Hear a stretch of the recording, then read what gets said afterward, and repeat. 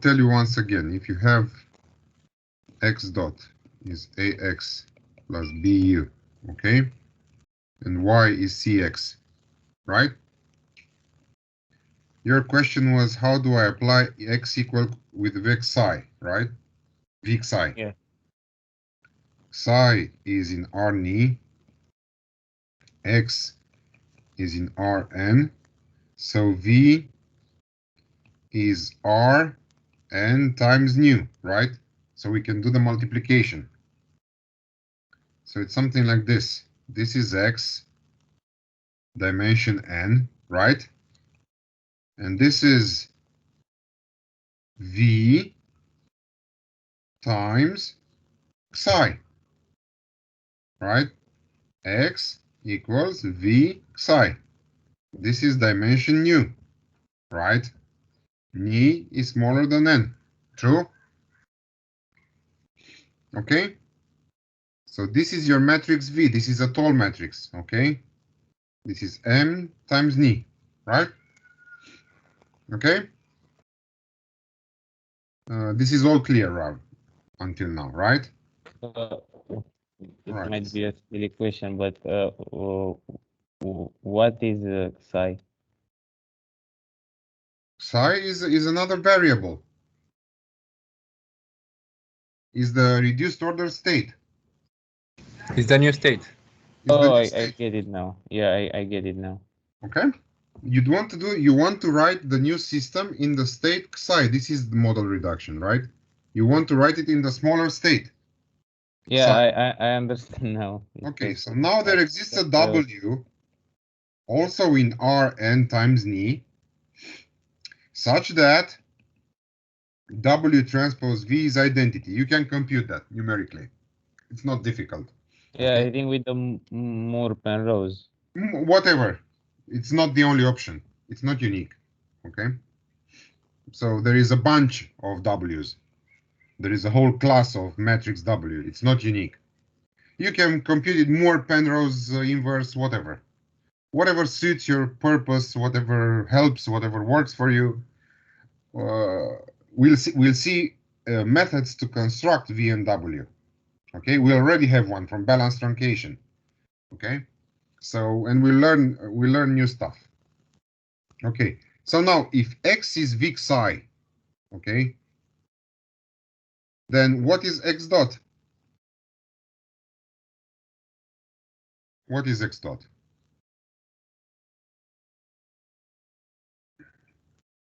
V is a constant matrix.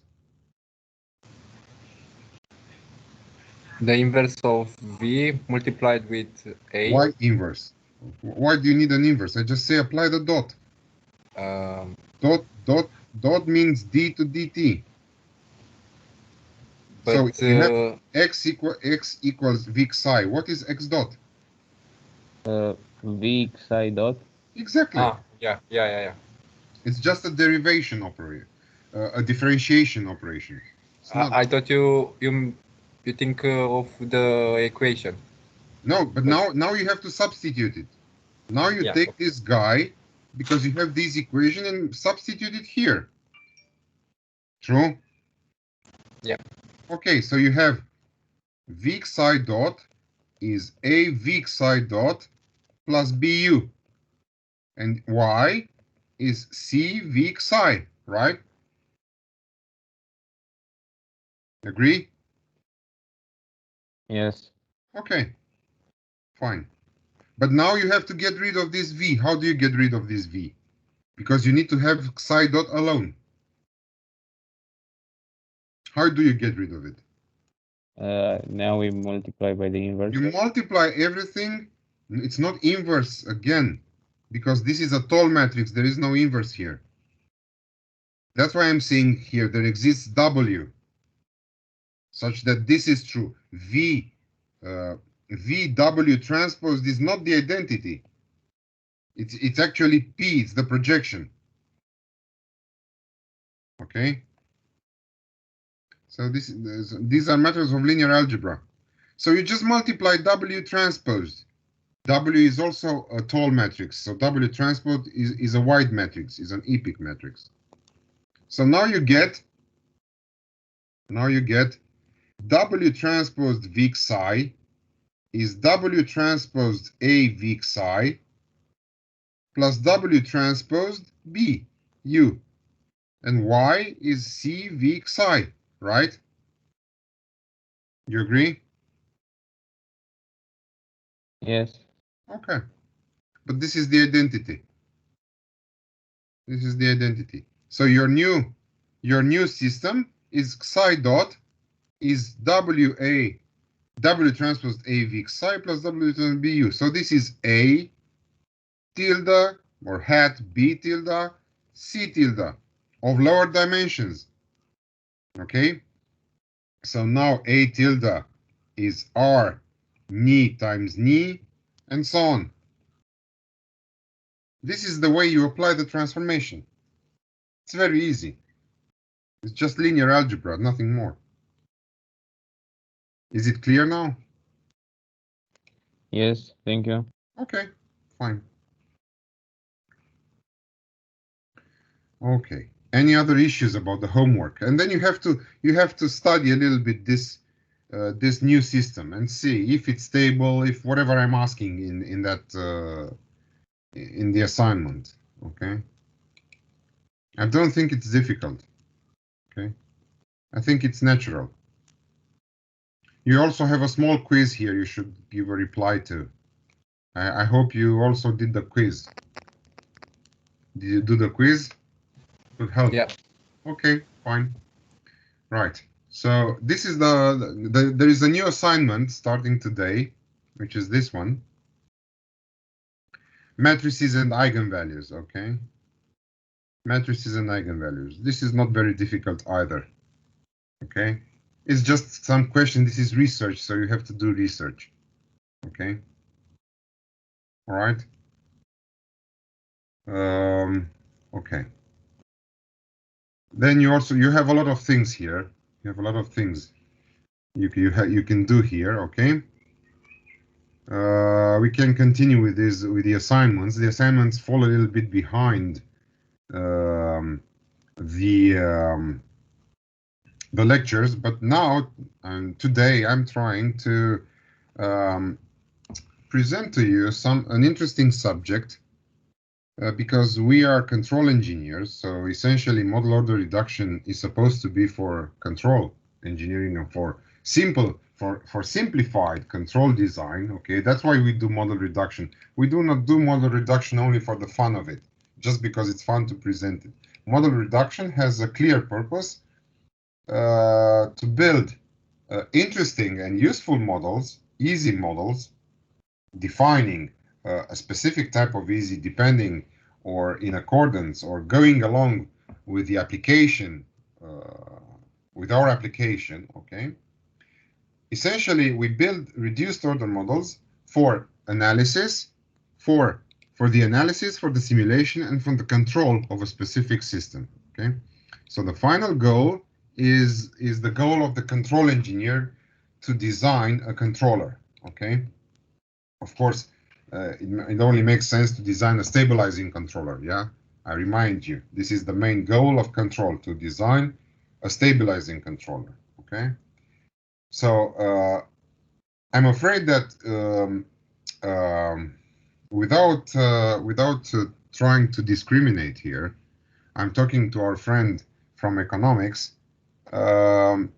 It's my duty to present to you something related to control. Okay. So what have we been doing until now? Question.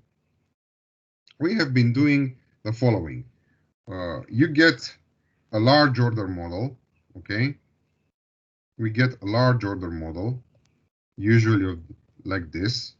Okay, with inputs U and outputs Y and the state X. Okay, large. This is large. And we want to, through model order reduction, okay, we want to make it smaller. So we get sigma hat in the state psi, and here we get the output Y tilde, okay, or whatever eta you want to call it, okay. This is small, okay? And you compare.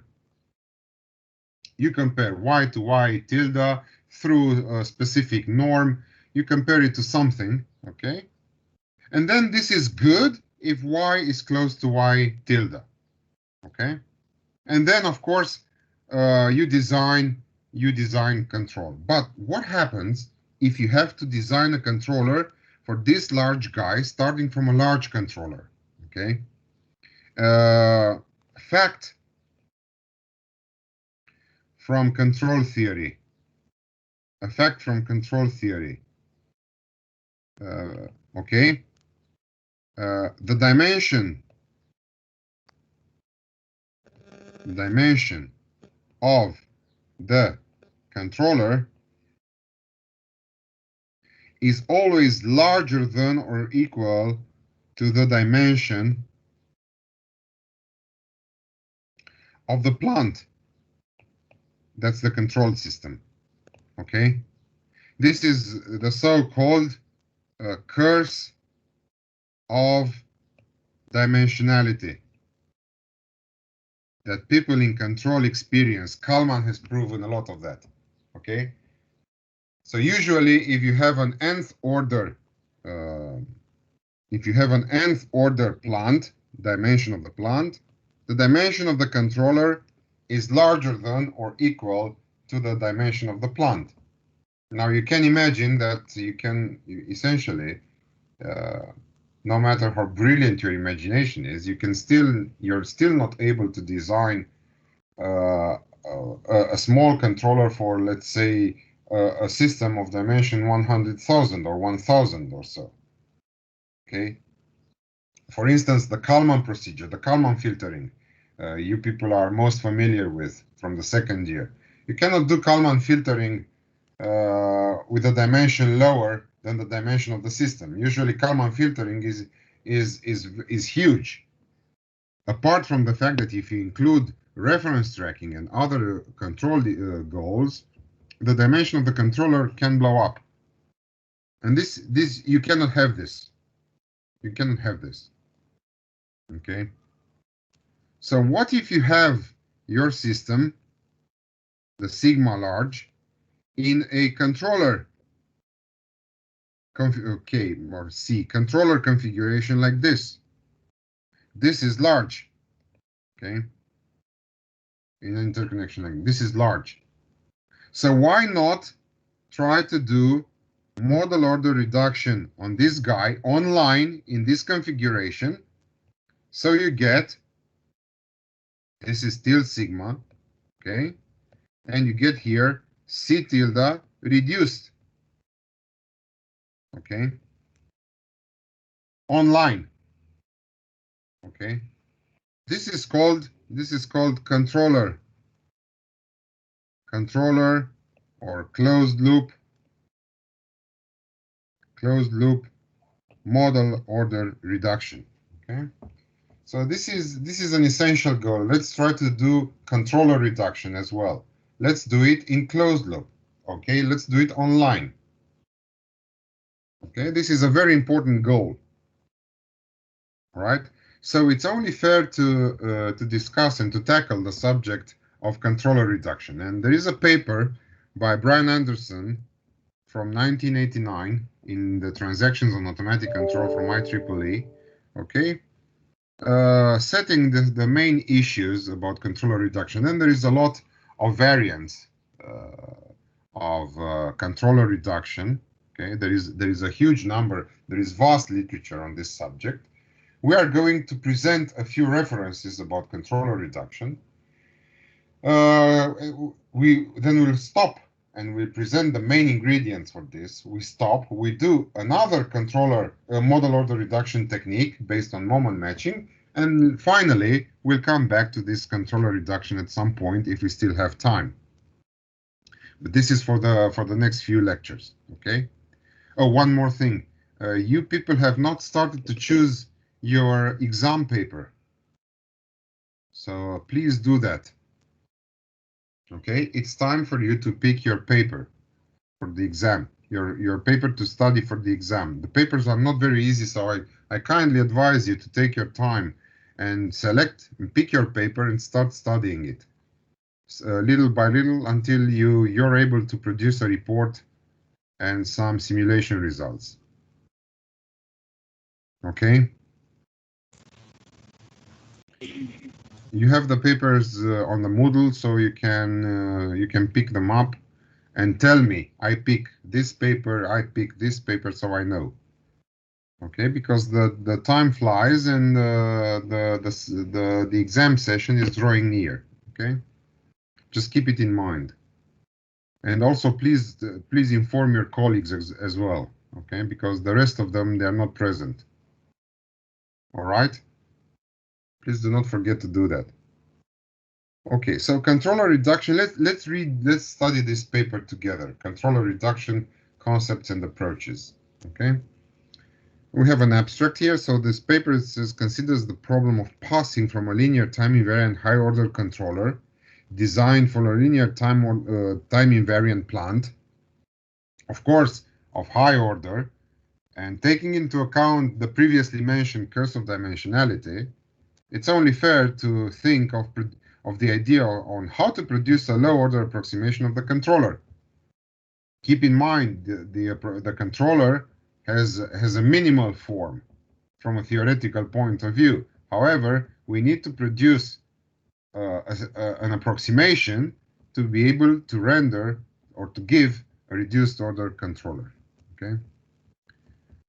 How do we usually pose the problem? So they have thought, can we pose the problem of controller reduction? And they are going to put it in the framework of frequency-weighted L-infinity approximation problem. Probably will resort to balanced truncation because we are in the chapter talking about SVD-based methods. We discussed Hankel norm last time. Now we discuss the closed loop, or we emphasize once again the closed loop variant of balanced truncation. Now, the question is how to represent a controller to be able to perform model reduction. Can we do it using the classic interconnection, or do we need different ingredients? This is the question. So they say here many different controller representations are possible, giving different performance of the various reduction algorithms. Okay, so in this paper they are going to present all these technical details. Okay, simple linear controllers are normally preferred over here. Okay, we talked about that. There's a fewer things to go wrong in the hardware, bugs to fix in the software. So this is a plea for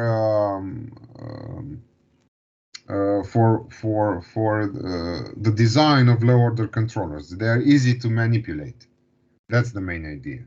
Okay, they're easier to understand. Okay, and of course they are much easier to perform. They perform their computations much easier. Okay. There is the desire to have methods available for designing low order controllers for high order plants, of course. So we have there is two classes of such methods: direct methods, in which the parameters defining a low order controller are computed by the same optimization or other procedures, so there's probably some optimization involved, as well as indirect methods, where a high order controller is first found. Okay, this is what we had in mind in the very beginning. Okay, first you design your high order controller, say using the easiest way to think of this is using the simple Kalman filtering from second year, which we are all familiar with from control theory. For instance, that's an indirect method. You first issue your Kalman controller, okay, and then you perform model reduction on the Kalman controller, okay. But people usually, you see, they prefer the direct methods when you do this online. So you don't need to first design a high order controller. You do not need to waste such time, but design a low order controller online. Okay. Examples of direct methods include, then there are some references here which are quite interesting for you to watch. Okay. In this paper, they actually they are trying to establish the main methods using the second line of thinking. Okay, the indirect methods. Okay. Okay. They say the common philosophy in these methods is to seek minimize a quadratic performance index subject to cost subject to the constraint on the controller to be of fixed degree, as well as stabilizing and time invariant. So essentially, direct methods involve optimization techniques. Okay. Okay. And here they explain how to do these things. Okay. How to do these things.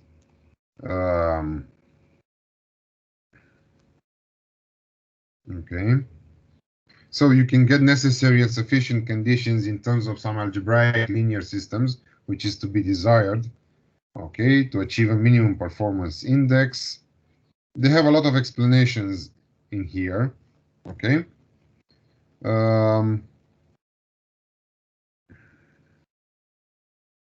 Yes, indeed, conventional LQG design uses performance index as a tool. So LQG design is one direct method, okay. H infinity is also possible to be used. Okay.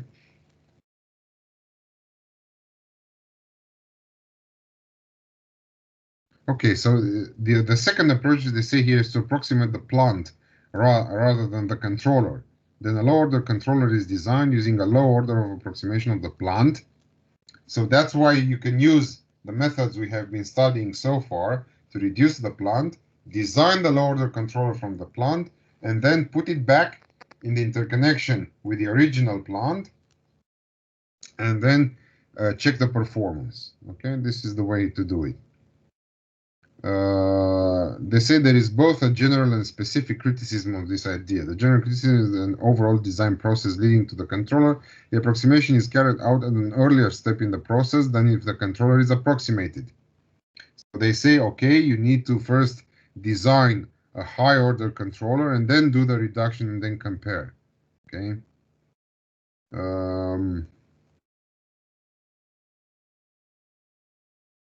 Yes, they say that the specific criticism is that the satisfactory approximation of the plant, they say here, requires some knowledge of how your controller is supposed to work in advance, which basically you cannot have, okay, especially nowadays when we discuss about high order systems and interconnections and so on and so forth.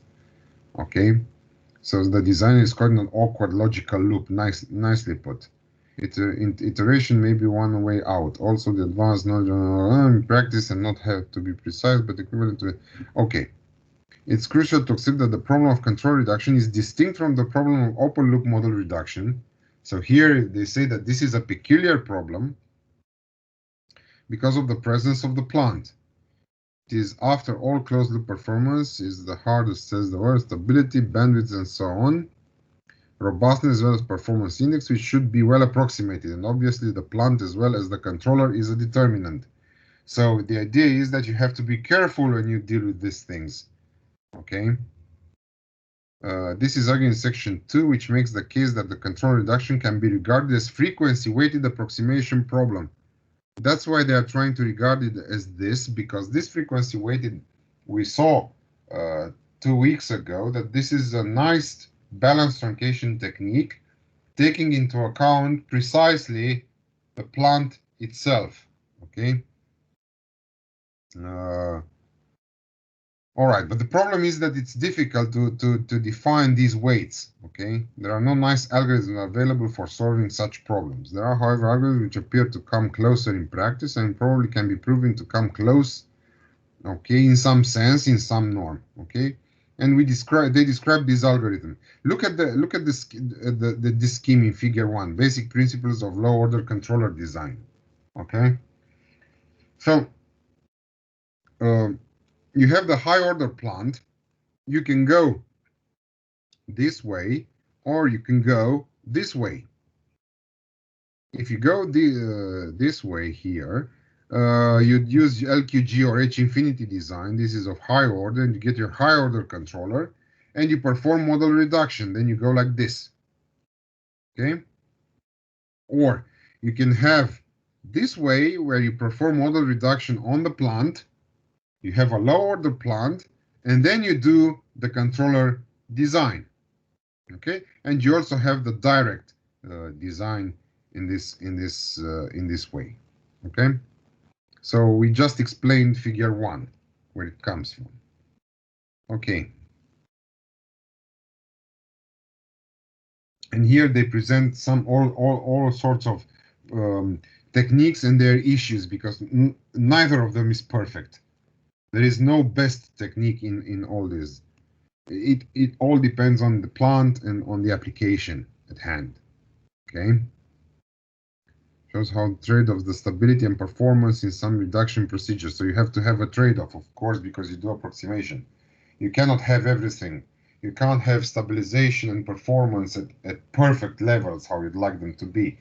You have to give in up to a certain point. Okay, you have to let go of some of the constraints that you need to meet, okay, in order to get your controller. Okay, figure 1 displays the alternative approaches we have described. Okay, just the discussions we just had. Okay, all right. Now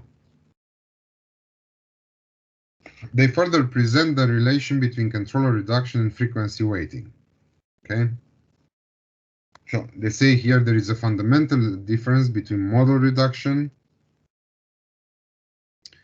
and controller reduction. Model reduction is based on open loop considerations. Yes, we didn't have any closed loop in our model reduction. Although we'll see there is some sort of idea of closing some loop in designing families of moment matching based reduced order models. We'll see that next time.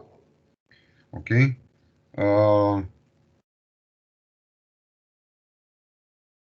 On the other hand, they say here any controller reduction procedure, if rationally based, ought to take into account the existence of the plant. So you cannot perform controller reduction without having knowledge of your plant, okay, and your plant functionalities. Essentially, nowadays this is not pretty much the case, because nowadays you have a lot of data, okay, all right. So you have to extract your model, both your plant and your controller, from this data. Okay, so this nowadays is kind of difficult because you may not know the plant, but you may have data sets about the plant. So this is another issue. But for the time being, we consider we have knowledge. We have knowledge of the plant. We know that the plant exists, and we have some knowledge about its existence. Okay. What's the final goal? So even if you perform your design or you approximate your low order controller, the idea is that you have to preserve, first of all and mainly, the closed loop stability. This is the main goal, because otherwise anything you do here is utterly useless. Okay, so when you do your approximation, you need to preserve the closed loop stability. Furthermore, you need to preserve closed loop performance, okay, and performance indices if possible, but mainly stability is the main nut to crack. Okay. Making this argument more precise turns out to generate frequency weighted approximation problems. Okay. The choice of frequency weights is influenced by the choice of the criterion thought most important in the approximation process.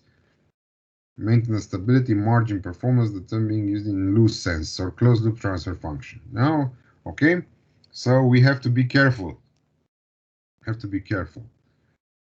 Now, you remember we have been discussing, and there is a subsection in the book of Antulas in the balanced truncation chapter about frequency weighting. Model reduction. So now we just go back to that and take into account some stuff about stability.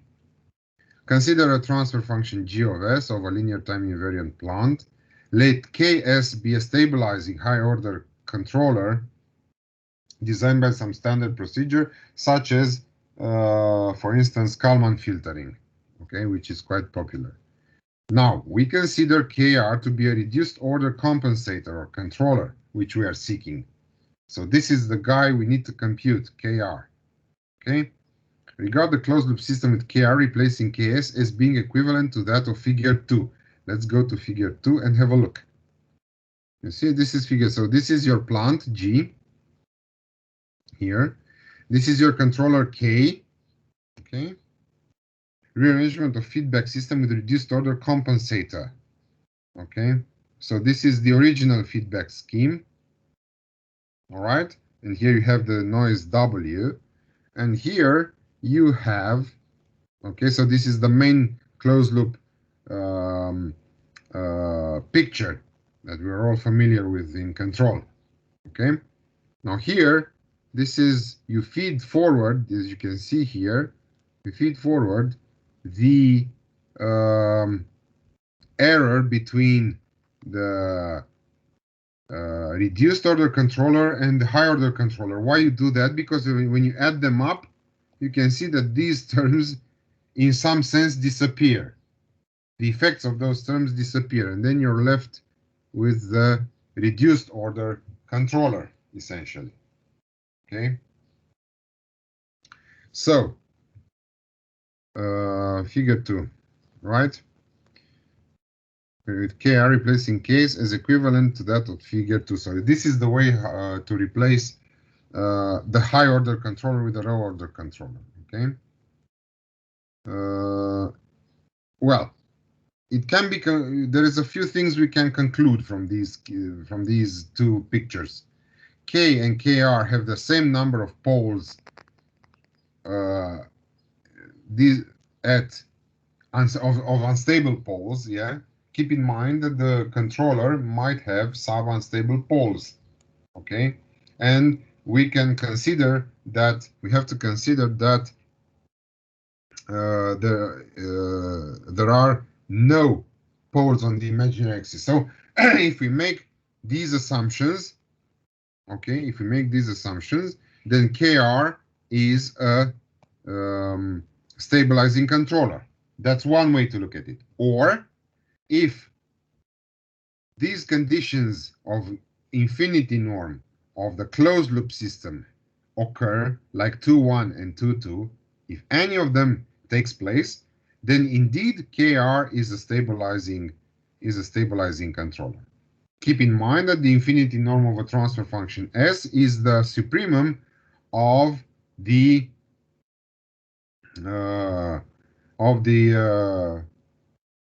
highest eigenvalue on the imaginary axis. Here, lambda ix denotes the ith eigenvalue of the matrix S. Actually, singular value, not eigenvalue, because it's the eigenvalue, as you can see here, is the eigenvalue of A transposed A.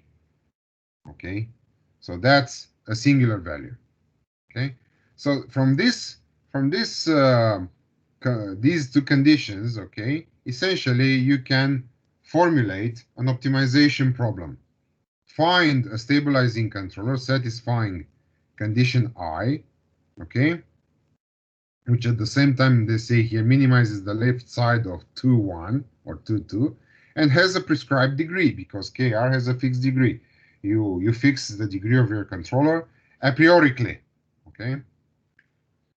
The matrix G, this matrix G times I plus KG inverse, okay?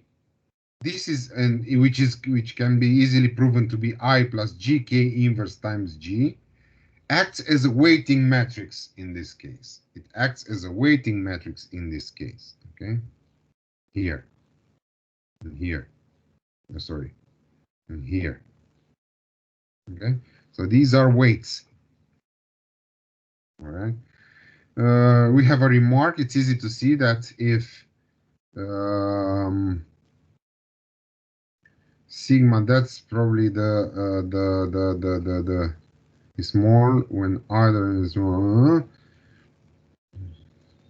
Okay, sigma bar and sigma over bar and sigma under bar stand for the largest and the smallest singular value of the matrix respectively. Okay, so the largest singular value of G of J omega times I plus KG inverse is small when either the highest singular value of G is small or the lowest singular value of K is large, okay, because it's a compensation.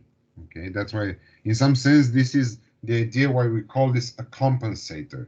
Okay, look at the compensation. Okay, so you look at the highest singular value of the plant, okay, compensated by the lowest singular value of the controller. This is one one way to imagine things. Okay. Is small or is large, so often the frequency weighting obtained from the above stability margin will be the greatest near the unity gain crossover frequencies of the open loop gain GK. Okay, so this is the direct, um, uh, the open loop. This is the open loop transfer function. Okay, all right. It's more important to have accurate approximation in this band, an idea familiar from classic control. Okay, so in this band between the smallest and the largest singular values of the plant and the controller respectively, this is where you need to essentially it helps you, or you have to achieve the performance indices you establish from the very beginning. Okay. Okay. If a controller K of nth degree is designed by an LQG optimal procedure, and we find the lower order KR which minimizes this quantity, there is no implication indeed. So if you do an optimal controller, people from the control faculty, they have studied optimal control in the 4th year, last semester. The idea is that if your original controller, high order controller, if it were optimal, it doesn't necessarily mean that the reduced controller, okay, once you perform modular reduction on the controller, is still optimal in the LQG sense. Okay, so optimality is not preserved by modular reduction. This is the idea, or the optimal performances, the optimization performances, they are not preserved by this method. Now they look here also into the performance considerations of frequency weighting. Okay. All right. Consider the original closed loop system in the present. Okay.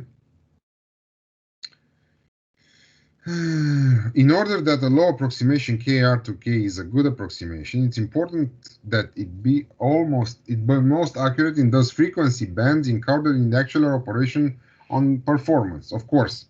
So you need to be as close as possible in the frequency band where the performances occur. Okay. And here there is a there is the new problem that is formulated. Okay. Well, this is in terms of energies and other things. Okay. Then you can reformulate, taking this into account, you can reformulate your problem. Okay. Where K and KR have this, so you need to design a KR of J omega, so you look on the imaginary axis, such that the first criterion is satisfied, and the second criterion, which is the error between the controller and the reduced order controller, times the spectral factor V, so the infinity norm of this quantity is minimized. Okay, is minimized. And here probably they present how to design a low order controller. Okay, so let's have a short break. In this break, I invite you to start browsing through sections C and D. Okay, because then we'll see what kind of procedures these guys present to us. Okay. All right. I'll see you back in 10.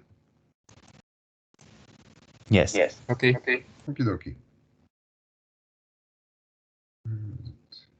1, 2. Okay. Right. Okay.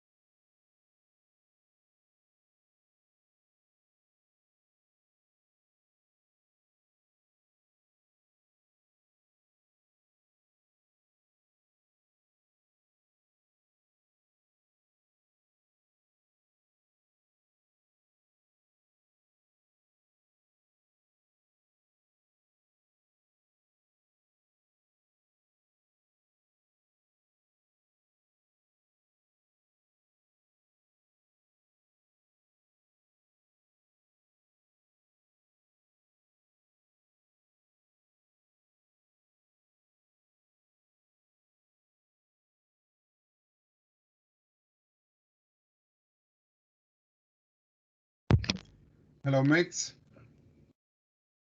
Hello. Hi. Okay. All right. So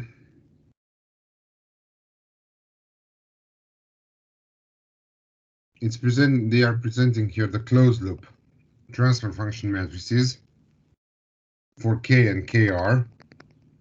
Okay. So you can recognize. So when you have this configuration, okay, this is the controller K, this is the plant P, this is the reference R, the output Y.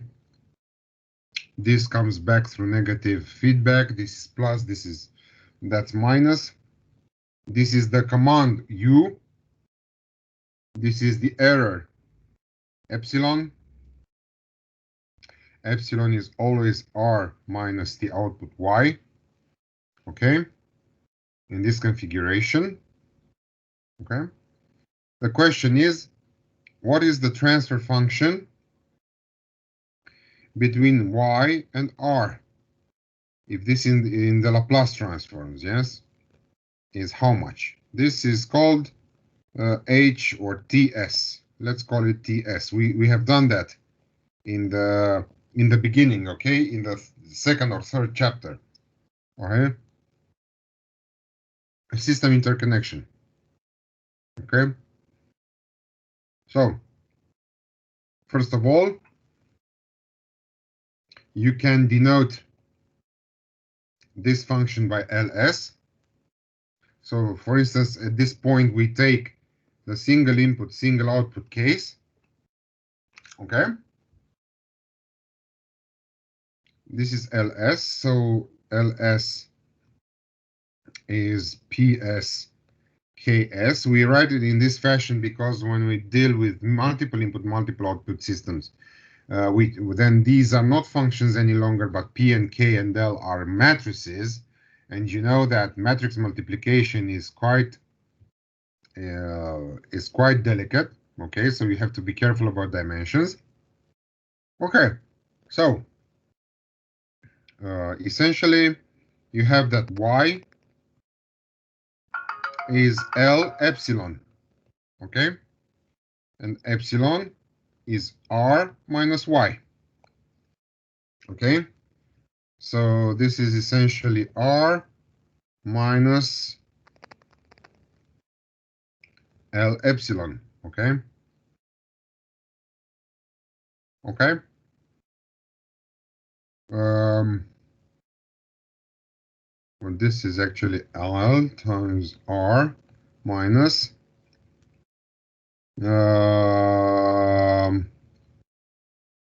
Y can be considered L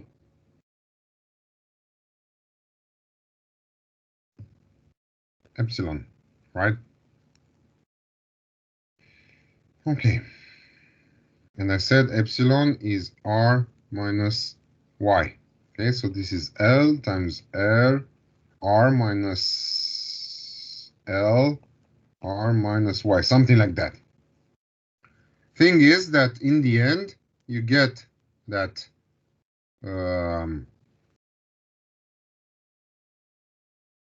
YS is LS times, well, let's see. So this is LR minus, you have L times L. This is something I do not like.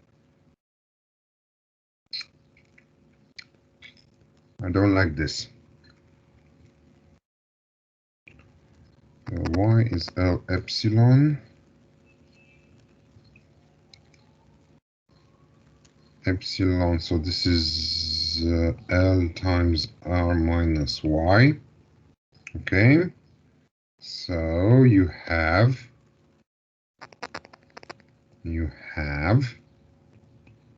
that Y plus Ly equals Lr. Now, that's how it works. Then you get, this is equivalent to, you have to be careful, y goes to the right. So you have 1 plus Ly equals R. So this means that y over R is 1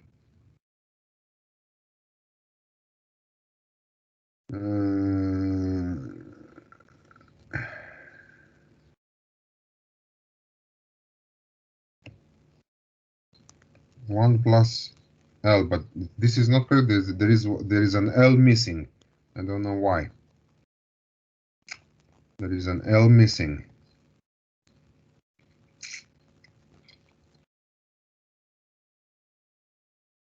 There is an L missing.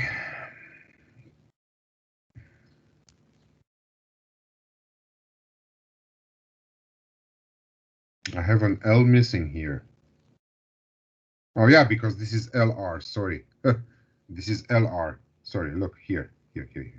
So yes, indeed, this is L over 1 plus L. Now, when you go to multiple input, multiple output, this is the same, but now you get that TS, and this is TS, is YS over RS, but this is, watch out, this is 1 plus L inverse times L. This is 1 plus L inverse times L. So we go back here and we see, okay, here, WS is GK I plus GK inverse. He put it to the right. Why did he put it to the right? Because it should be to the left. Well, this is actually the closed loop transfer function with K and KR are WS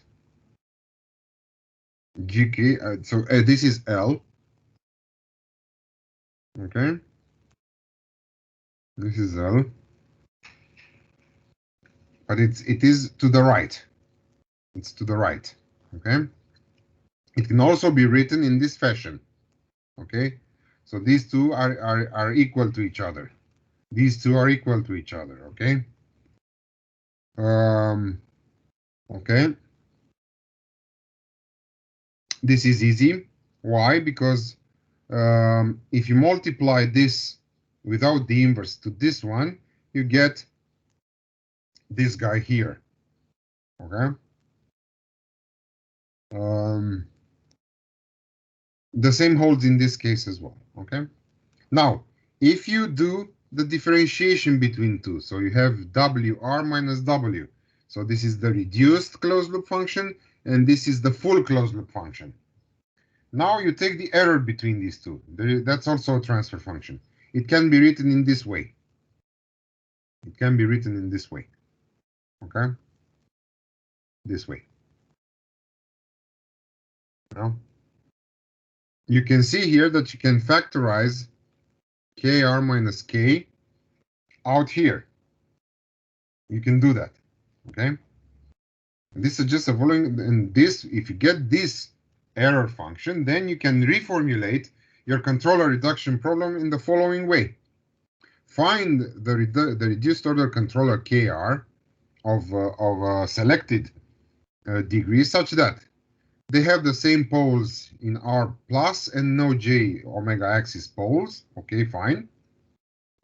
This error, infinity error, you see, infinity error which is weighted by V1 and V2 is minimized, where V1 is this weighting and V2 is this weighting.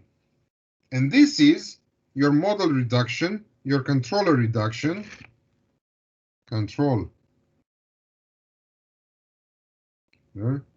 reduction problem. This is your problem, okay? This is what we need to solve. Find the controller such that this thing here is minimized. such that this thing here is minimized. Okay.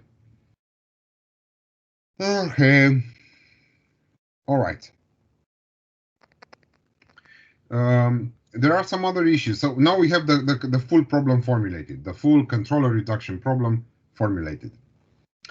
Further issues, they say here. Other weights may also be appropriate.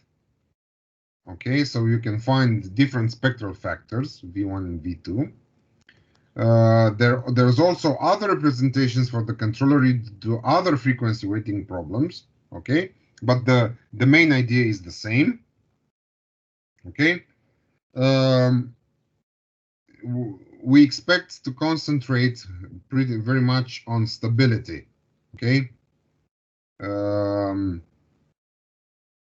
While concentration on performances lead to instability, this is the trade-off.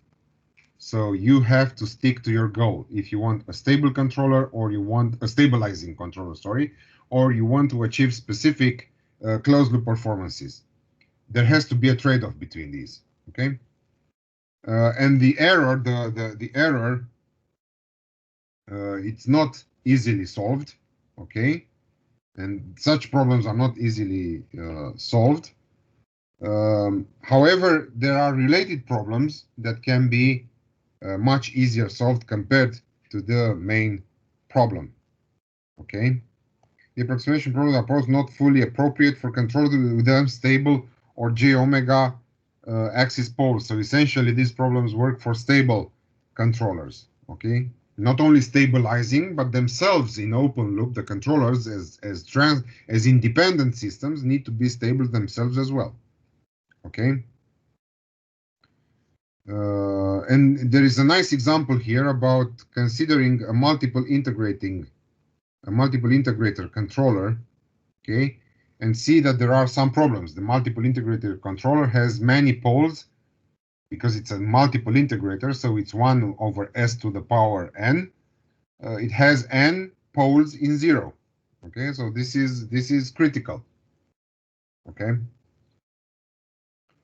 And it says that you do not need to approximate this multiple integrator with does not have to be an integrator again, but any other controller that achieves similar performance. Okay. Can cause further headaches.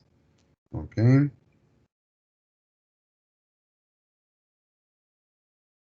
They say here how to deal with unstable stuff, which is not very easy as well.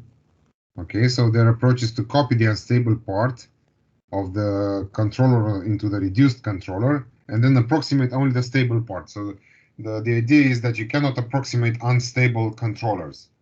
And this is an issue, actually. This is an issue. Because essentially balanced truncation works on stable stuff. We know that. So when you have unstable stuff, you need to separate into stable and unstable parts, reduce the stable part and leave the unstable part there. But this is not something you really like, but with this frequency weighted stuff, you have to do that. Okay. However, a main advantage is that none of the problems formulated above require the existence of KS or to be designed by known methods. There is no requirement of this sort. Okay, so the original controller can be anything. Essentially, you do not need the original controller to be able to solve such a problem. Okay. However, the method based on performance, so if you take into account closed loop performances, you need some assumptions on the original controller to be able to do the reduced one and achieve the desired performances. And now they present the frequency weighted model reduction techniques. Okay, so we need to determine the solution to one of the frequency weighted reduction problems posed in the previous section. So they are trying to solve that problem. Okay, they are not analytically solvable, they say here. So you cannot just cook up and pop up some formula, some magic formula. We'd love to have that. I'm afraid it's not possible. Okay. And they say here that in many cases, brute force optimization may be impractical because of the dimensionality of the parameter vector defining the reduced order controller. Okay? They take into account reduction methods which do not necessarily achieve the minimum of the frequency-weighted L infinity index. Okay? But have a good frequency-weighted approximation. Okay? So you have to relax. You have to relax the constraints a little bit to be able to find some solution. Okay? So essentially, you can use, they say here, any other reduction method to be coupled with frequency weighting. Okay? Now, for this frequency weighting problem, we can use stuff we have been studying so far. Number one is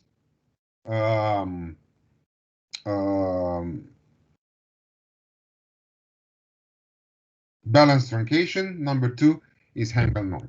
And we'll partly go through these, okay? And we'll see several examples in some lecture slides from some people I have met before, okay? So we can understand these things. So balanced truncation, Hankel norm approximation, and there's other things that can be coupled with this frequency weighting problem. The main problem is essential, however, okay?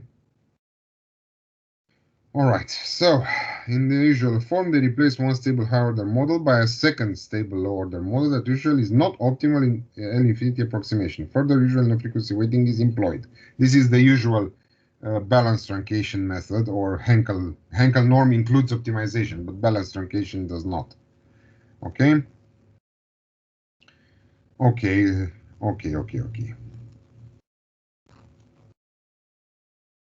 They say that through lack of a better alternative in those times, so we are talking 1989 here. These techniques at that time, they were not used until 1989. They were not used for controller reduction. They were used only in open loop. Okay, so essentially in 1989, Brian Anderson has introduced balanced truncation into this controller reduction framework. Okay, and now he's just recalling the balancing as we know it. Balanced, a system is called balanced if the gramians are equal and diagonal. Okay, and to be able to get from any state space system a balanced realization, we just need to compute the balancing transformation to do that. We are going to copy and we are going to recall this in different slides for a few times because it's good to remember, okay? Because this is new for you anyway. So usually when you do that and when you have this decay happening, and there is a discussion in the book of Antulas about the decay of the Hankel singular values, if it occurs or not. So if at index I, if this decay takes place, then you just partition the ABC matrices and the Gramian matrix sigma into accordingly, okay, into I and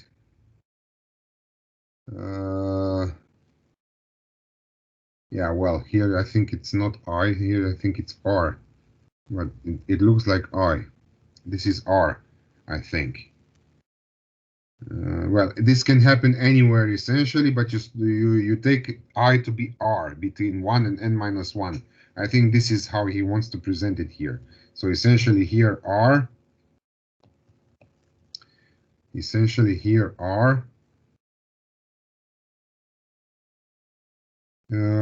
is between 1 and n minus 1, wherever this I occurs, this decay occurs. Okay, this is some well, complicated notation, but the idea is this: you stop and you do the partition at the index where sigma r is much larger than sigma r plus 1, essentially. Okay, and then you select only the first part to be your reduced order model, A1, A11, B1, C1. Okay, this is a good approximation of ABC if, of course, under the assumption that the Hankel singular value decay happens. As we know from balanced truncation, we recall both A11, B1, C1, and A22, B2, C2 are stable systems and balanced in imbalanced form. Okay, and the approximation error, infinity error, is upper bounded by twice the sum of the truncated Hankel singular values. We already know that. This is just a recap. We know that. Okay. Okay. Now, there was frequency weighting into the balancing techniques introduced in the past. This guy, Ends, he is the guy who actually not invented, but brought balance truncation into this form of model reduction. Yeah. Essentially, this discussion about reduced order modeling, they are stemming from system identification. Okay. But they have been nicely brought to systems theory in general as a separate framework. Okay. So this guy Ends introduced weightings. Okay. Input weighting and output weighting. Okay. Like this. This is an input weighting. Okay. Put before the original plant. Okay. Because you wanted to change the controllability gradient of the original model. Okay. And this weighting was helping you to do that. So if you introduce this weighting, now you get weighted balance truncation if you perform model order reduction on this system. Okay, this is a series connection between two systems. So if that's true, these are, look, AI, BI, CI are the input weighting state space realization matrices, and this is the series interconnection realization, yeah, for this system. So this system here is characterized by matrices A tilde, B tilde, C tilde, D. Okay. Well, D we do not have D at this point. Okay. Okay. Now, A tilde has this block upper triangular form. B is of this form, and U, we assume, is the solution of this Lyapunov equation. U is the controllability gradient of such interconnection. This is the controllability gradient of such an interconnection. Okay, so this is called the frequency weighted controllability gradient of our plant G, the original system. Okay. Now, the observability gradient is just the gradient, because of the observability we do not have any weighting, although we can also add here an output weighting, WO, and you can have them both. But actually it's not necessary. It's enough to have only input or only output weighting.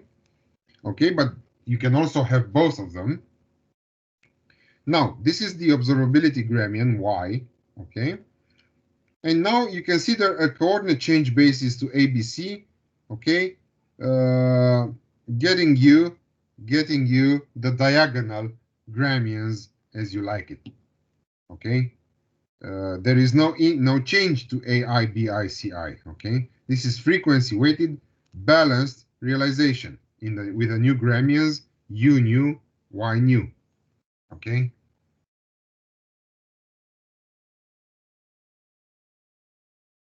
Yeah? You see here, we are balancing only this part of U tilde. Only this part of U tilde, not the whole U tilde. Okay? Because this is a 2n. Okay? These are all 2n matrices. Okay? But no, you do balancing only on this block of U and the observability gradient Y. You can do that. Okay? All right. The dual procedure for output frequency weighting is similar. So you can do the same. using output because this is linear stuff. So linear stuff is dual. Input is dual to the output. In general, in both in control and modeling. Hence, you can easily dualize, so to speak, one procedure for the procedure for the input with the procedure for the output. Okay, you'll see that this duality is a bit different when we talk about moment matching. It exists, but it is not so straightforward as expected. Okay, algebraically, it is straightforward. However, systemically, it is not so straightforward any longer. Okay, okay, so you can get a frequency-weighted observability gradient instead. They say here one can also carry out a two-sided weighted balancing approximation by diagonalizing the frequency-weighted balance controllability and the frequency-weighted observability gradient. So you can do essentially both. Okay. In general, if you use only that's the interesting fact. Actually, it can be proven. It's not a fact. It's the important result. They say here that for input or for output frequency-weighted balancing truncation, stability is preserved.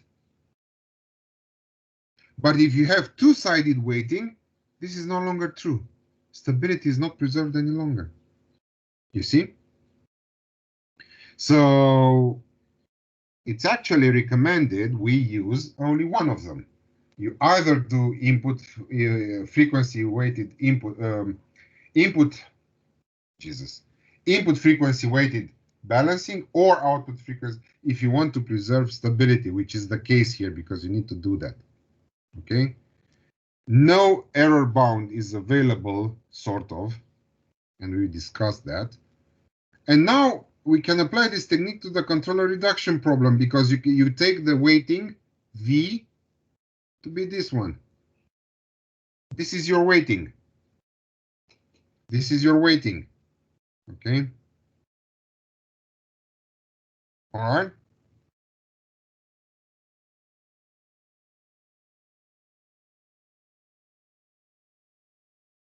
In remark 3.5, there is a discussion about the dimension of K.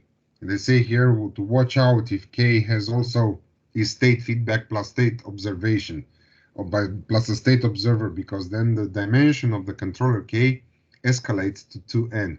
That's even worse. Okay.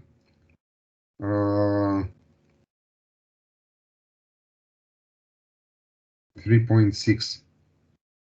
So this can be of order 3n. It can be of order up to 3n, it says here. Okay. If K is stable. Okay. All right. Okay, there are other methods as well. They are discussed here. There have been other approaches employing balancing to achieve controller reduction. Ion coherence Sailorman suggesting balancing two Riccati equation in the LQG design procedure. Okay, so you can do LQG controller design on doing the balancing online on the spot. Okay, and so on. There's all sorts of variants. You can check them out if you're interested in the literature. You can check them out. Another way to do controller reduction using this is solving the frequency weighting problem, the starting problem, is performing Hankel norm approximation on the whole interconnection of the plant and its weights. Okay. Hankel norm approximation. Brian Anderson was kind enough to recall this. Okay.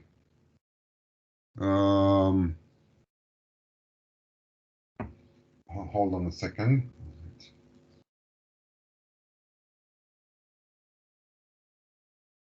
Yep. Okay.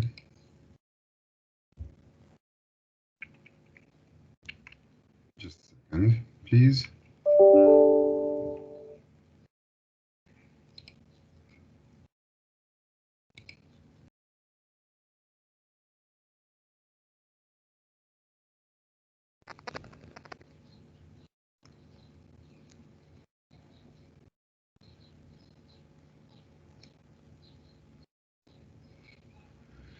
All right. Okay. So Hankel norm. Let's recall that.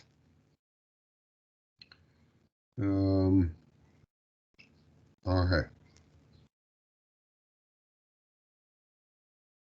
So we have seen the class of all the low order approximations GR that minimize the Hankel norm of the error. Okay. There is an exact solution of the approximation problem.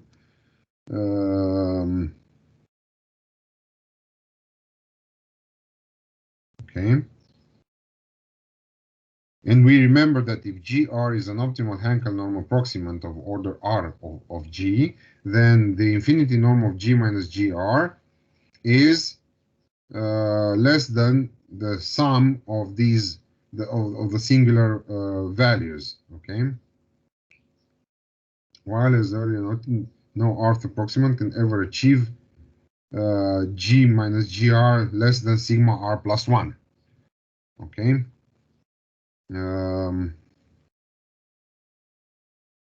Okay.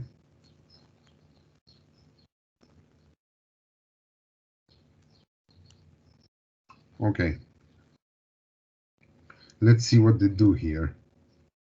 Oh, so they say you can actually employ Hankel norm approximation. It's not much said here. They only say you can do it, but they don't show how, because there is nothing more to say than we saw last time. Okay, additional remarks. Controller reduction using fractional representation. Now this is new. Okay. So they say to this point we have indicated at least 3 ways in which a frequency-weighted approximation problem can be posed to reflect the goal of controller reduction. We have indicated 3 approaches for approximately solving these problems. Okay. In this section, they indicate a further choice of the controller representation.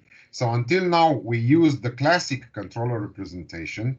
Okay, we used the classic controller representation in the frequency weighting problem. Now, we need to use another representation of the controller. Okay.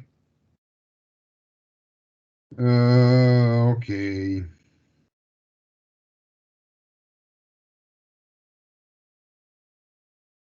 Okay. You see, KR is K plus R. Where here we just split the controller K into stable and unstable part. Okay. Now we leave aside this additive view of the transfer function, and we go to a multiplicative view of this function. Okay. Controller is formed of a combination of a stabilizing feedback law and an estimator. So this time we take into account a full state space controller, state feedback, plus state observer. Okay. And we even suppose an LQG design. Okay. And here, this is the performance cost to design the controller. This is the performance cost. And this is the compensator itself. This is the compensator itself achieving this goal. Optimal feedback gain F to minimize 4.1. Okay, and L is the Kalman estimator. And the compensator has this transfer function, which we know from the Kalman filter. Okay, F and L are found through specific state space control methods. Okay, such that A minus BF and A minus LC have all the eigenvalues with negative real part. Okay. Okay.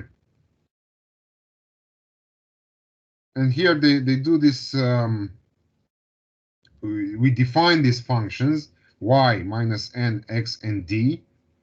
They are defined in this fashion using F and L and the state space, okay?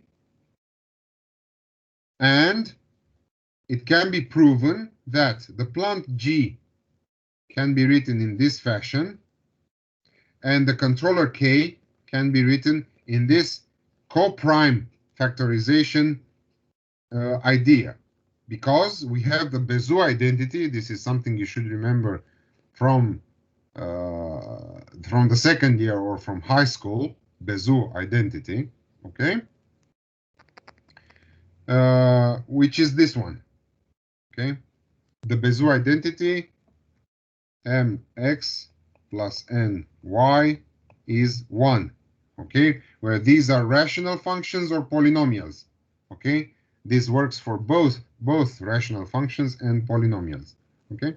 But now you can envisage, you can view the plant and the controller in this specific form or of equations 4.5, okay? So this is a factorization, essentially, actually a co-prime factorization, okay? Co-prime factorization of the plant and the controller, okay? Okay. The transfer function matrix is n, d, n tilde, d tilde, x, y, x tilde, and y tilde are all stable. So they are all stable coprime factors. Hence, the Bezout identity means that n d inverse or d inverse tilde, n inverse tilde are stable right or left coprime factorizations of K. And at the same time, x, y are represent, with x and y, we can form the stable, or they are the stable coprime factors of G. So if you understand properly in this form, knowing that we can design stabilizing feedback laws, okay, we can rewrite, okay, based on these controller functions, okay, or in these controlling matrices, we can rewrite G and K in terms of coprime factors. This is a very interesting representation of a closed loop system with a plant and the controller, okay? So now they present on how you can perform model and controller reduction based on these coprime factorizations, okay? So this is a very interesting approach. In order to solve the problem, you introduce, or you immerse, if you like, you immerse or you sync the original systems, the plant and the controller, into these functions yielding the coprime factors, okay? So now you have this, they say the closed loop as in figure 5. Let's see what figure 5 has to say. This is figure 5, okay? This is figure 5. So these are the controllers here. This is the plant, you can see, okay? Controller heavy line interconnection rule. This is the interconnection rule that is presented in figure 6. Figure 7, it shows you the state feedback law and estimate and observer design controller. And this is essentially the general, figure 8 is the general scheme of figure 7. Okay. Now, think of the controller as being defined by an interconnection rule together with the stable transfer matrix. Okay. And this is how you write it. This is how you write your coprime factors. Okay. Okay. All right. And you can do model reduction on these guys with or without frequency weighting. Okay. And there is quite some discussion about this. Now, in section 3b or 4b, we see how we do coprime factorization reduction. They say here with Bezout identity-induced frequency weighting. Okay, so essentially, you preserve with this method, you're safe, you're sure to preserve the stability of the closed loop. The stability of the closed loop. Okay? Okay. All right. Now you can rewrite your controller in form 4.8, and you can regard your plant as 4.9. Okay, included in this extended transfer function h bar. Okay, so that they say here is figure 7 is equivalent to the general figure 8. And you want to approximate gamma bar by a lower controller gamma bar R. Okay, and you take stability into account at this point. So you would like to minimize this stability margin. You'd like to minimize the stability margin. Okay, and you take your weighting. You take this function to be your weighting. So this here is V. This is your weighting. Okay, you use the Bezout identity to prove that V tilde is essentially this transfer function in 4.11. In 4.11, where x and y are defined from the coprime factors we have started with. Okay, so you have to minimize the procedure such that this infinity norm is minimized. Okay, all right, and you do here a lot of. This problem has a solution. This problem has a solution. Okay, and you have the result here. So there exist all these factors, and there is a lot of remarks discussing the results you can get on these factors. Okay, all right, and here you also have an example. Okay, so you also have an example here on oh no, this is not the example. This is more general weighting used. Okay, so here is an example showing you the performance and the stability employing different sorts of weightings. Okay, and then you take into account weighting. So you took into account weighting regarding stability. Now you take into account weighting regarding performances, and you have an example here as well. So I kindly invite you to study these papers. Okay, I kindly invite you to study these papers and look at these things more carefully. Okay, so this is the basic theoretic stuff about controller reduction using balanced truncation and Hankel norm in a frequency weighting framework. Okay, you can also read a lot of this in the book of Antulas, which is very nicely written. Okay, if you want to study more about these things. Now we are going to see a more practical way of teaching or explaining these methods. These are some lectures from a course taken at the Dutch Institute of Systems and Control. Courses, PhD courses I had to take when I started my PhD in 2005. So these are lectures from year, I think, 2006 in spring, if I remember correctly. Okay, 2006 in spring. Okay, you can look at the lesson and the lectures of the DISC course program. I even have a certificate from this program. You can look it up on the website of the technical or of the Delft University of Technology in the Netherlands. Okay, so this is in the Dutch world of systems and control, a powerful community in systems and control, which was very useful to me. Okay, so yeah, to make a long story short, I got my PhD in applied math from the Dutch system, so to speak.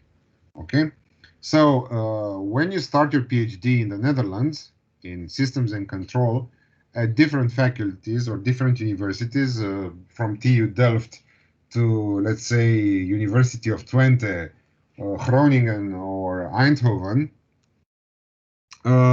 you have to take in the beginning a set of 5 or 6 lectures with credit points. You have to pass in order to finally graduate your PhD when you finish. So if you do not graduate these courses, then you can kind of get into trouble. One of the lectures, because these courses are usually different, there is a set of core courses, okay, and there is a set of different courses from year to year. The model reduction course used to occur about every 2 to 3 years. When I was there in 2006, my PhD advisor and this guy whose slides I'm going to present now from Eindhoven were teaching this class. My PhD advisor, she was theoretical and very analytical because she came from Twente, from a mathematical background, whereas the guy from Eindhoven used to present these things from an engineering perspective, since he's a mechanical engineer in TU Eindhoven. Okay, so these are the slides of Professor Martin Steinbach from Eindhoven. Okay, and I took this course, like I said, in 2006.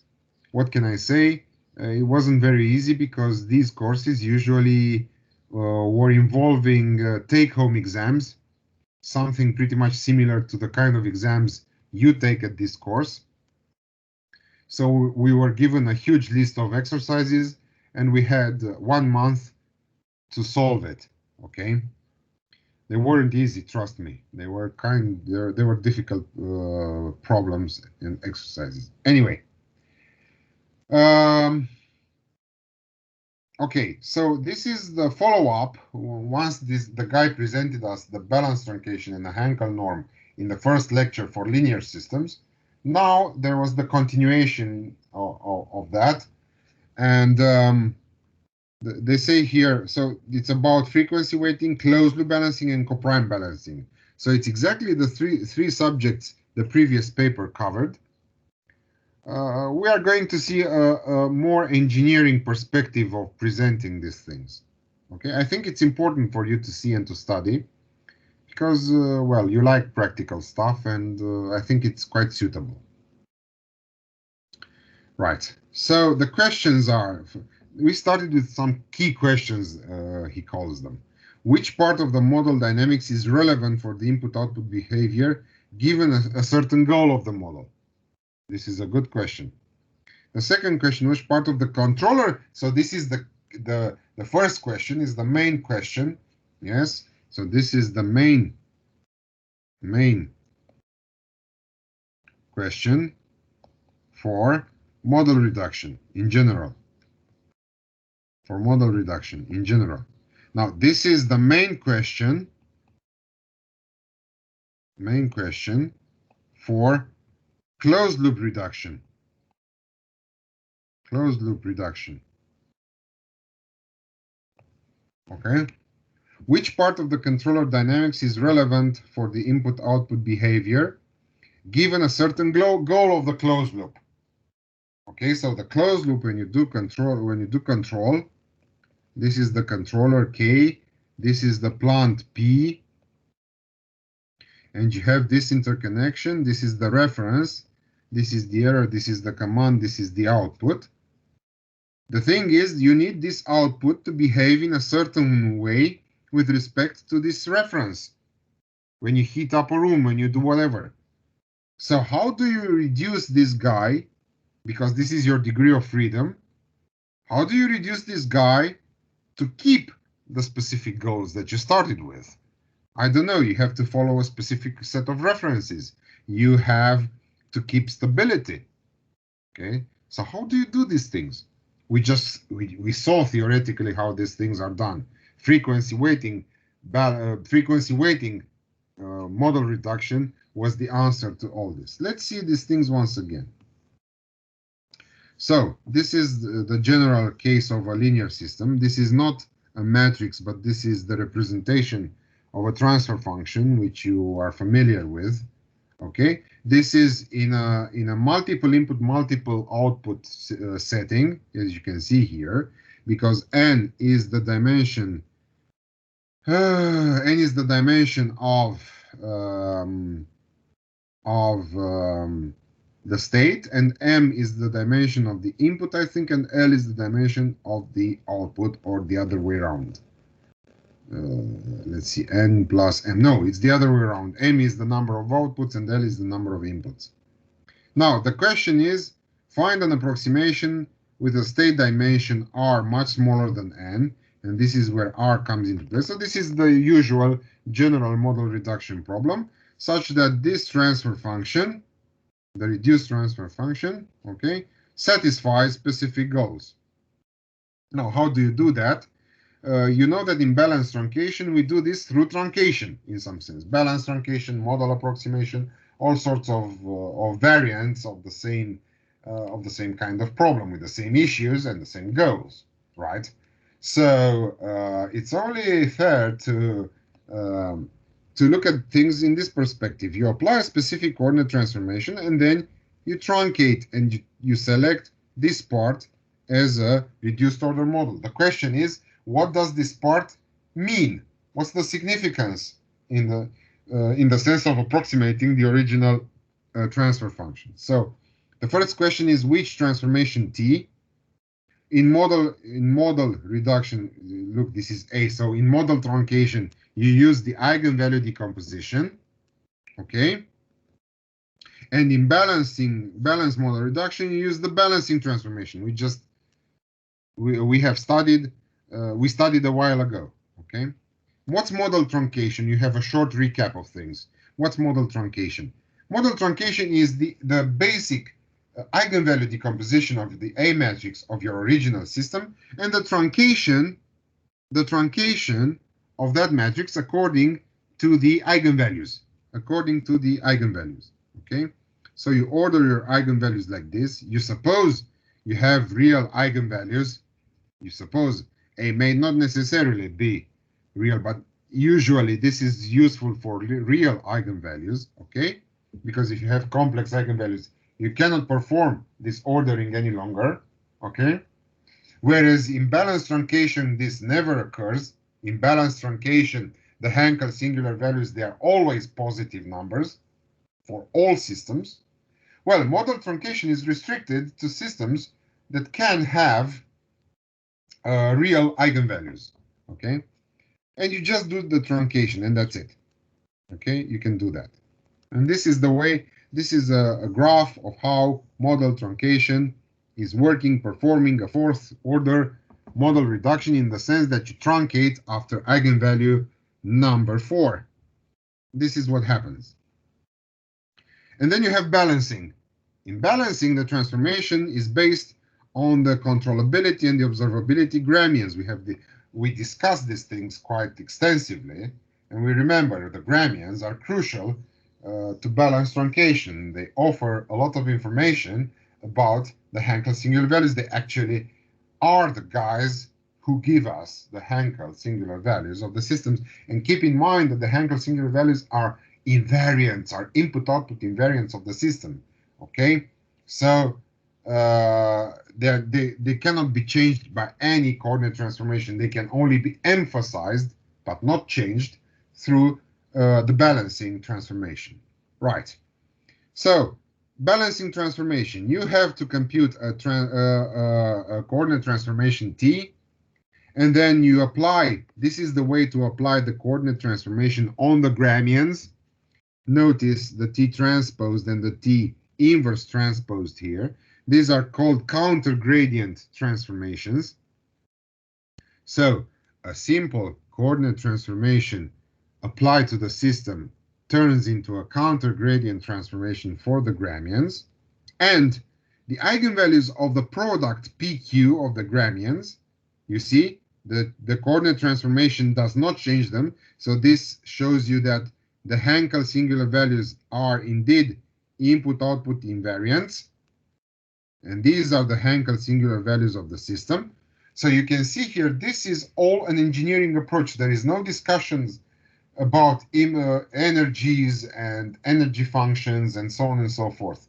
This is an engineering approach which can be quite useful for you to grasp the meaning of things. Okay.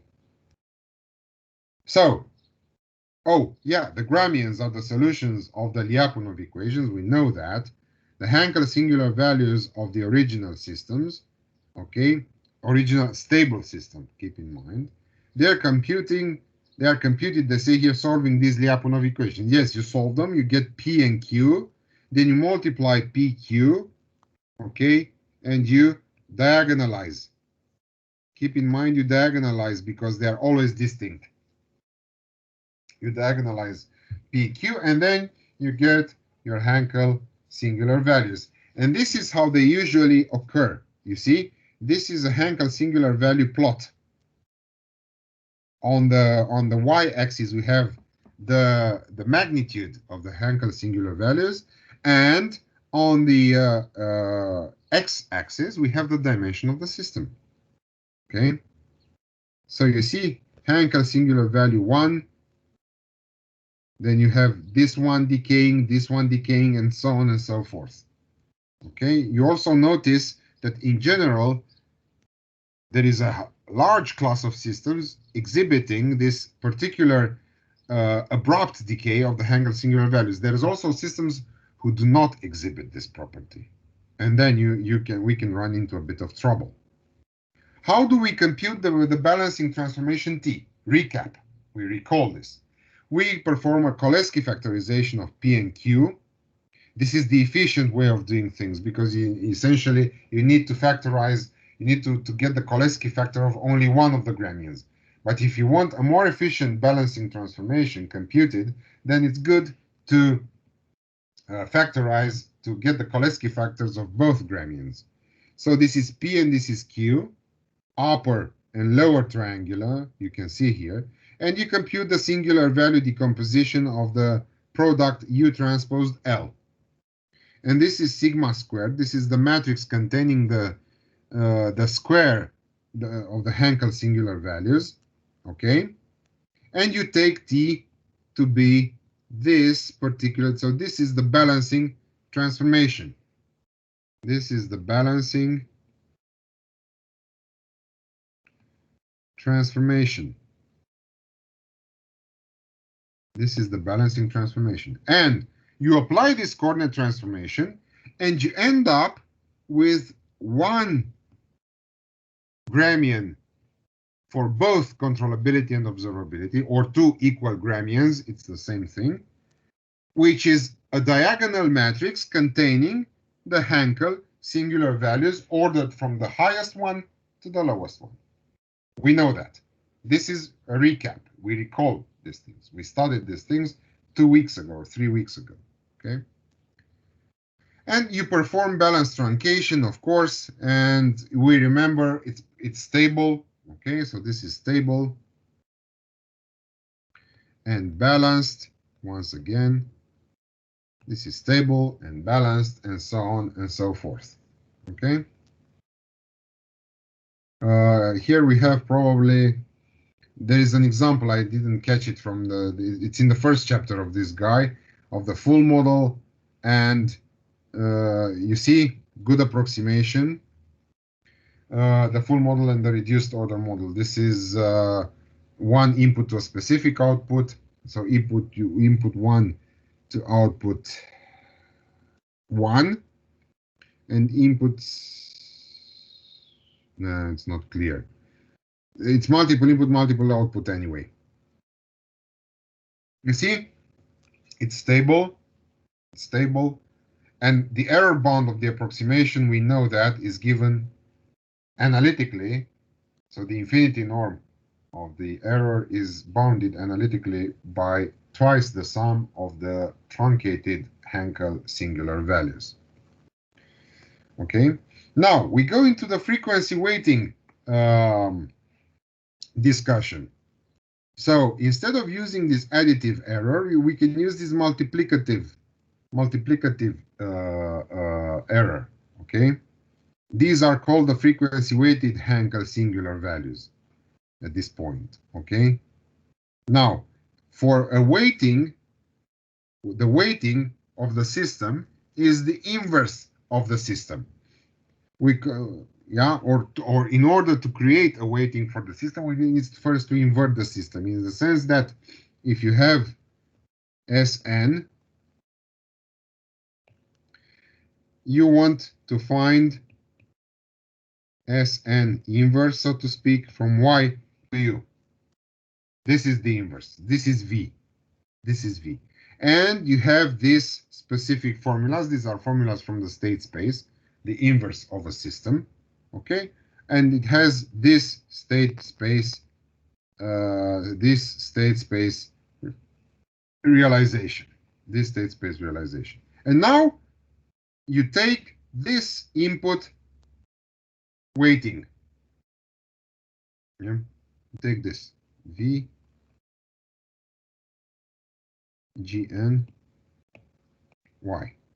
You put this weighting on the input U.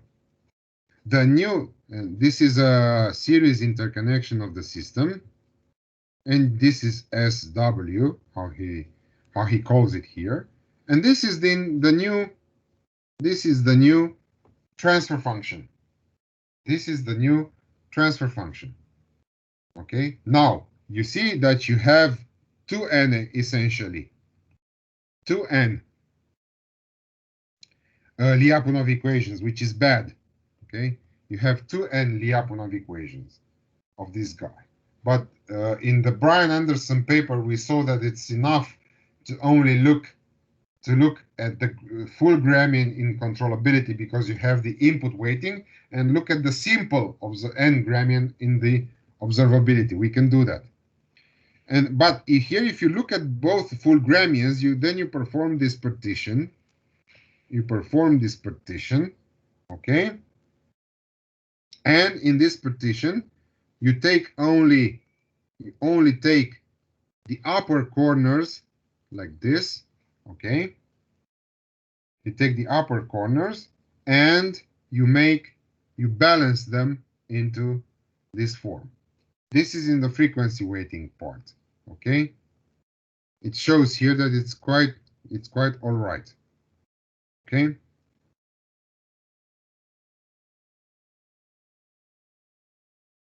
And here there are several plots of different inverses for different orders. Okay. These are the Hankel singular values. You see, the weighted plant is the red curve. The unweighted plant is this curve, and you have a decay here, bam. And the inverse weighted plant and the weighted plant in general. Okay. Further features for either input or output weighting. States are not mixed due to the transformation, which depends the balancing of only P1, 1, and Q1. The Hankel singular values are changed. They are not the original Hankel singular values of the plant, but stability is guaranteed here. This is important. That stability is guaranteed, as well as the balanced reduced order. If you use, so this is OR, if you put input or output weighting, if you put them both input and output weighting, again, the states are not mixed, the Hankel singular values are changed, but stability is no longer guaranteed, nor the balancing of the reduced order model. So surprisingly, if you use both weightings, input and output, you lose essential properties. Okay, you lose essential properties. Now, which weightings are relevant? This is a good question. Which weightings are we supposed to use? Open loop, additive or multiplicative? In the closed loop, typical sensitivity or plant sensitivity, it says here. Okay, there is also all sorts of extensions. Okay, so now we saw one way to look at things, and we noticed that frequency weighting was good also to perform closed loop model reduction. Now, let's go to the other interesting way of looking at things, coprime factorization balancing, okay? It has a strong link with robust control, indeed. It's working for unstable systems. This is good. But the interpretation of the Hankel singular values is much more difficult. Okay, so you use the right or the left coprime description, and you use the Riccati equation to balance with with controllability or observability. And here it shows you how it's done. You consider G to be split into a product of two factors with N and M right coprime. That's from the Bezout identity. And you reduce these two factors to the reduced factors and finally construct the reduced order of this form. Okay? When you do that with the coprime factors, you rewrite your system in the coprime factors in this form, where AC is stabilized and F is the stabilizing state feedback. Okay, the stabilizing state feedback, and here you have this observability Gramian equation, and now you just balance these two Gramians. This is the usual, the classic controllability Gramian, and this is the extended coprime factor observability Gramian. Okay, and this is how you do the balancing, and you call this the graph Hankel singular values of the system. Okay. Now let's see how you do this in closed loop. Okay, because this is what we are interested in, performing closed loop reduction. Yeah, you have linear time invariant system, model based. You have a standard plan. So this is the scheme for the closed loop balanced. For the closed loop model reduction, the input is W and the output is Z, if you look here, okay? So you take this output Z independent and you want a small z. So you want to find the simplest controller K achieving a small z, okay? So we need reduction algorithms, high speed, high accuracy. So this is for mechanical engineering for the automotive industry. These are the examples shown to you by this guy, shown to us at that time by this guy. I didn't present the first part. The first part of this lecture contains the examples. I should have introduced that as well. Maybe I'll put it at the back of this at the back of this lecture. Okay. Highest frequency modes in model, they are not reliable, of course. High order model is not suited for optimal control. Control orders exceed the model order. Okay. But it's very interesting. This is a nice engineering way of thinking. Reduction is not a goal in itself, but it's a part of the design of the controller design. Okay. I think this is a quite fair statement, wouldn't you say, right? So again, we do not do model reduction only for the fun of it. We do it with the final goal of designing some control. For instance, the CD player, your pretty little nice example. Introduction of the CD player mechanism. This used to be quite an interesting benchmark example 20 years ago. I think it's interesting today as well because it's actually part of a class of generating a class of systems. Okay, so rotating compact disc, swing arm for radial tracking, optical pickup unit, and so on. 2x2 servo control design mechanism. Okay, you see, this is the scheme here, and it shows you the radial control loop, radial control loop for the arm, because you're interested in controlling the arm. Okay, this is the goal. This is the main control scheme. You do not put any weights on the input signal.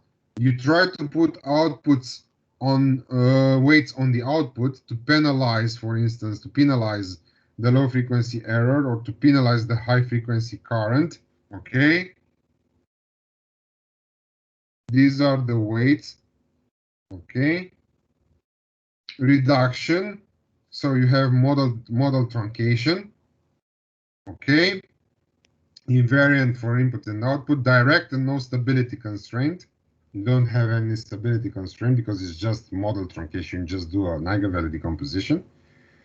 Here you have the stability constraint. However, the CD player, as you've noticed, is a stable system. Okay. They are both suitable for truncation and singular perturbation. Okay. So they are not optimal, but let's go now to the closed loop version of these guys. So closed loop balancing, you transform model state and the controller state. You have it here. You get the closed loop Gramians and the closed loop, the Hankel singular, closed loop singular values of the associated to the plant, the closed loop Hankel singular values associated to the controller. You solve, you get the Gramians from the equations of the closed loop form. You extract the G part of these guys. You do balancing on the G part of these guys. You do truncation on the model, but you can also do that on the controller key as well. You see? Okay. And here there are all sorts of variants that you can do using specific weights. Here you put weights on the input and the output, further weights on this thing. Okay, and you have here an iterative low-order control design procedure. And here is an example for the CD player. We're reducing to order 3. Okay, reducing it to order 3. Okay, and of course these are closed with the statements that the balancing is beautiful. Frequency weighting is indeed a strong tool, and it's also finally, if you introduce optimization and stuff like that, you need to do, you get iterative procedure, which is usually a useful feature in control design. I think it's quite enough for today. If you have any questions, please.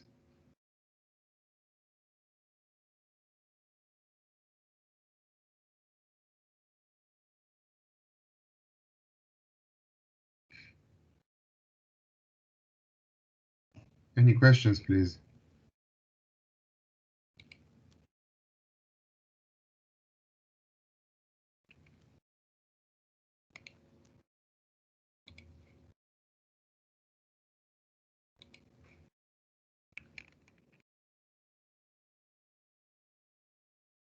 Would be nice for you if you could implement these things in MATLAB and play with them for the CD player, for the building.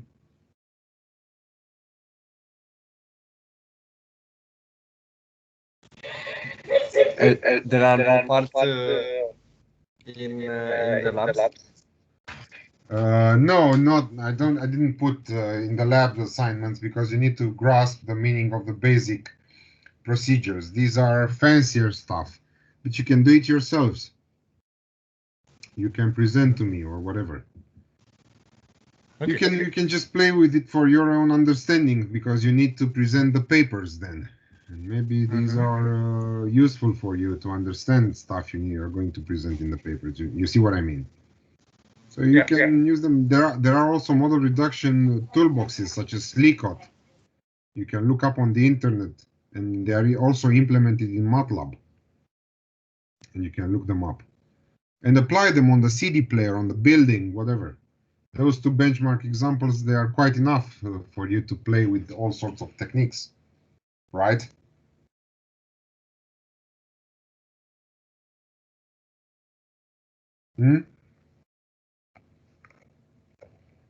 You agree, huh? Yeah. I think I will try these methods at the paper.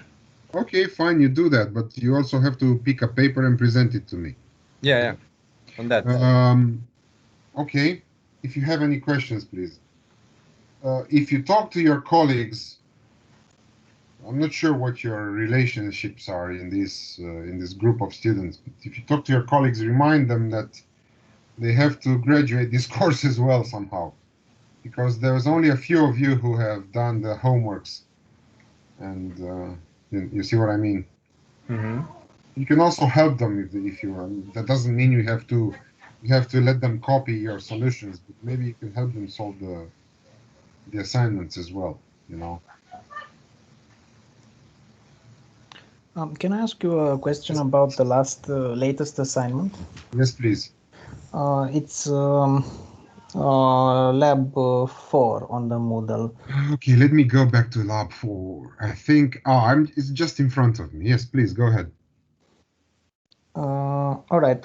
I'm not sure. I don't see it on the share screen, but maybe you have it on a different screen. You want me to share the screen to you? Okay.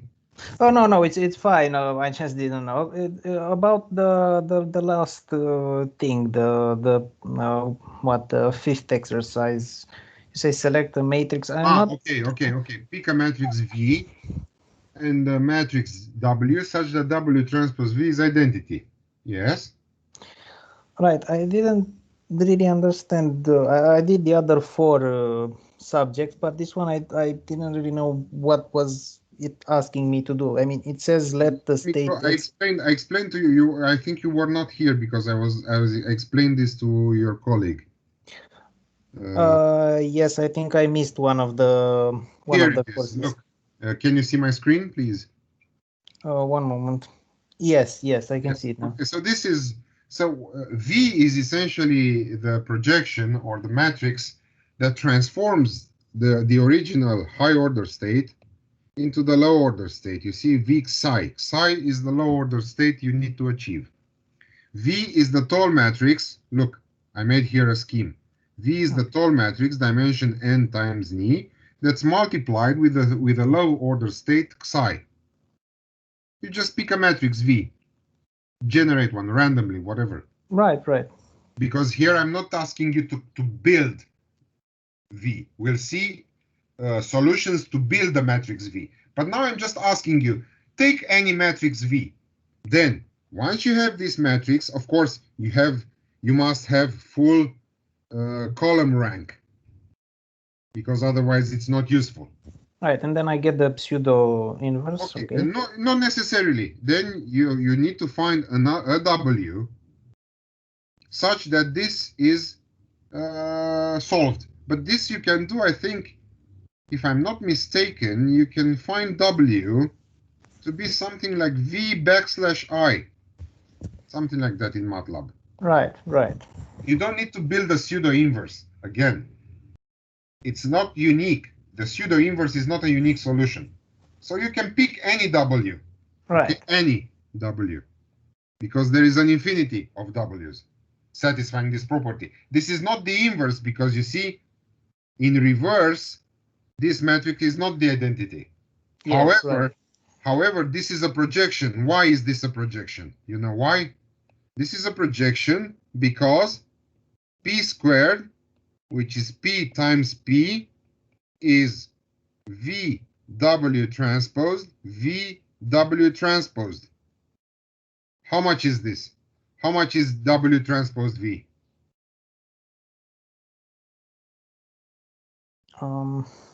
It's I. It's the identity. So this is VW transposed, but this is P. So P squared, that's why it's a projection matrix. Right, P squared is P. Okay? Right. So you have this. And now I want you to apply this coordinate, it's not a coordinate transformation. I want to apply this projection to apply it to the system. So you substitute x, if this is x dot, you see? Okay. Because dot is d to dt, this is only time derivation, time differentiation, and only x depends on time. V is a constant matrix, okay? So once you have x dot, you substitute it back in the system. You see? All right. Okay, if you substitute it back in the system, you get this guy. Right. And if you want to get rid of the V here, you just multiply to the left with W transpose, like here. Okay. And I want you to compare this new system, okay, because you have the new system W transpose AV, W transpose B, and CV. Compare this to the original A, B, C, because this is dimension N, and this is dimension Ni, smaller than N. Okay? Okay, now I understand. Which is the essential part of model reduction. Okay? Okay, now I see the point. Okay, thank you. So, what I'm asking here, let's go back to question number 5. Okay, let's go through it together. Yeah, sure. You like that? Okay, fine. So, pick a matrix V, generated using MATLAB. Random, whatever you need to do to generate such a matrix. Right. Okay, selecting Ni smaller than N. And then generate W such that W transpose V is the identity. Pseudo inverse, if you like, or whatever you like. Okay? Yes, that's one way. Okay. Fine.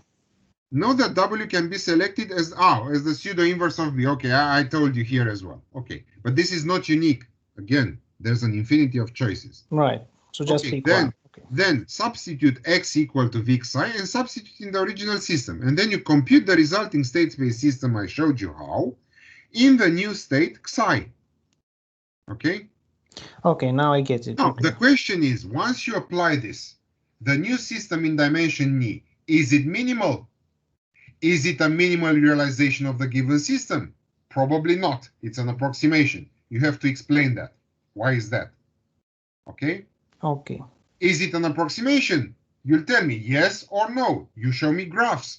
It is an approximation, is V, or probably you are going to draw the conclusion that V needs to be systematically built. So the resulting system is an approximation, and so on and so forth. So essentially, I'm asking you here to project your nth dimensional system onto a Ni-dimensional subspace. That's all. And All to right. compare the results. Okay? Is it Okay. clear? Now it's clear. Yes. Okay. Okay. Now I get it. Fine. Please do the quizzes as well. And I think I did the quizzes. okay, fine. Any other questions, please?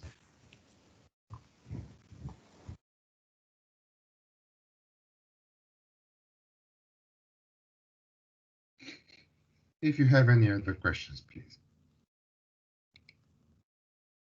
I'm all ears.